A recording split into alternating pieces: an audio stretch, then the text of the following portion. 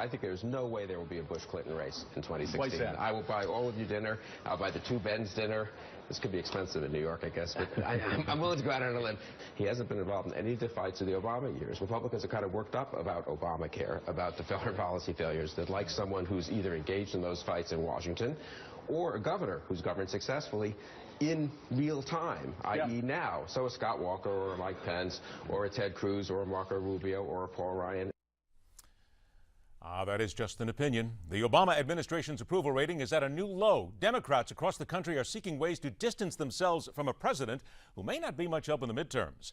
And the Republicans are still kicking around several big names as their possible chosen one for 2016. In all this, one name still lurks in the nomination background. While those on the outside looking in might wonder what it will take for the Republicans to cease shooting themselves in the foot at almost every turn.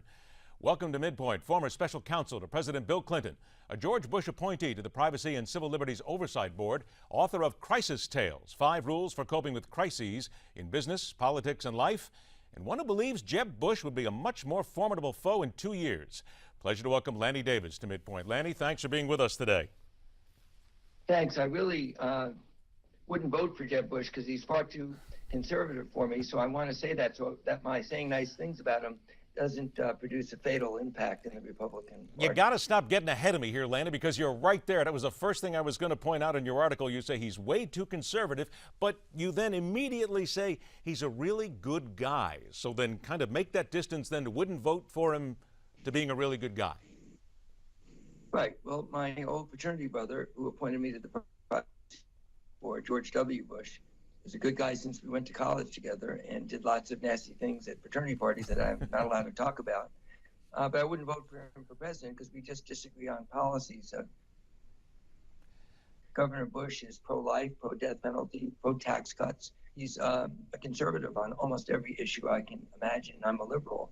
But he's got a very broad view on immigration reform without being in favor of the word amnesty, which can only mean allowing illegal, undocumented people here to become citizens without having to do anything other than just be rewarded for illegal behavior.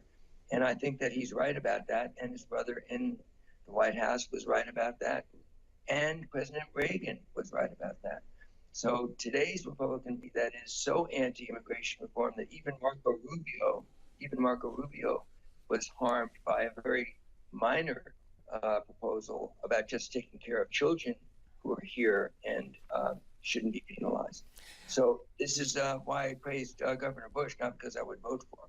Well, Lanny, how does he overcome, certainly in the Tea Party, there are those who look at his immigration stance right away, and they look at the statement that he made recently, an act of love, of help for families. He was assailed for that. He was beaten down for that. So how does he then get that portion of the Republican Party to come over to his side and to at least give him a fighting chance? Because in the eyes of some pundits and pollsters right now, he has no chance unless he gets the Tea Party on his side. Get to the big state primaries. Democrats have the same problem as Republicans. Low turnout, ideologically driven bases tend to want to nominate people who are not electable in the general election. We went through that in 1972, a long time ago, with Senator George McGovern, in 1988 with then Governor Mike Dukakis. What we needed was a Bill Clinton who was able to move us closer to the middle of the road while still remaining true to progressive convictions. There are true conservatives. I mean, nobody would say that the Ronald Reagan administration was a liberal administration, yet he was able to transcend an ideologically narrow base. And actually, there were things people called Reagan Democrats that kept him in office. So the Republican Party has to get past this very narrow band of people who call themselves Tea Party, who want ideological purity as they define it, but really counter to traditional conservative thinking, and that would allow some appeal to the center of the electorate. That's the problem. And both parties face that problem, but the Republicans even more so. Lanny, let's look at it too. You mentioned the Tea Party, but let's just bring in the standard parties here. It would seem that the Republicans are so entrenched on their side. The liberal thinking is so entrenched on their side. You did mention middle of the road here, which is always important. How, though, does he get to the middle of the road when we are at a time in life and a time politically when this nation is split and does not seem to want to move to the middle. Correct me if I'm wrong, but I don't see a whole lot of people on either side who are willing to get to that middle just yet. Well, forgive the semantics, but I do use Bill Clinton and Ronald Reagan as two examples. There's no doubt that Bill Clinton is a liberal Democrat.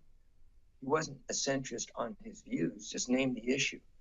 But he was willing, as a governor of Arkansas, to recognize that if you're going to get things done, you have to compromise with conservatives and find positions of compromise. So a good conservative Republican, of which I think Jeb Bush clearly is, can reach out and get Democrats the way Ronald Reagan was so successful in getting Reagan Democrats identified as a new part of the Democratic Party, willing to support some policies. So to get there, you have to get past the ideological band in the low turnout primaries and caucuses. So you get into the broader general electorate.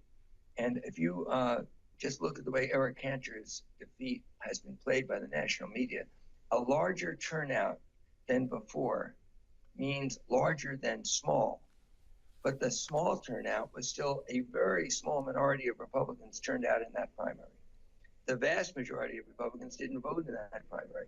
That's the dilemma in the nominating process, and I think the Republicans face it just as Democrats do, in getting outside of the narrow ideological base and being able to get nominated when you get into the broader electorate that will turn out for you in the big states. But are we not facing a time when the name Bush itself is poison, not just to Republicans, but especially to Democrats? Because you look back and you mentioned Reagan, but it seems right now I would have a hard time finding any Democrat anywhere who would say that they would vote for anybody named George Bush, or anybody with the last name Bush.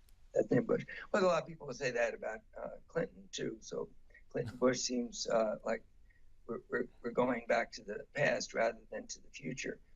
The fact is that Hillary Clinton may end up being the most qualified candidate who has a vision for the future that people want to vote for.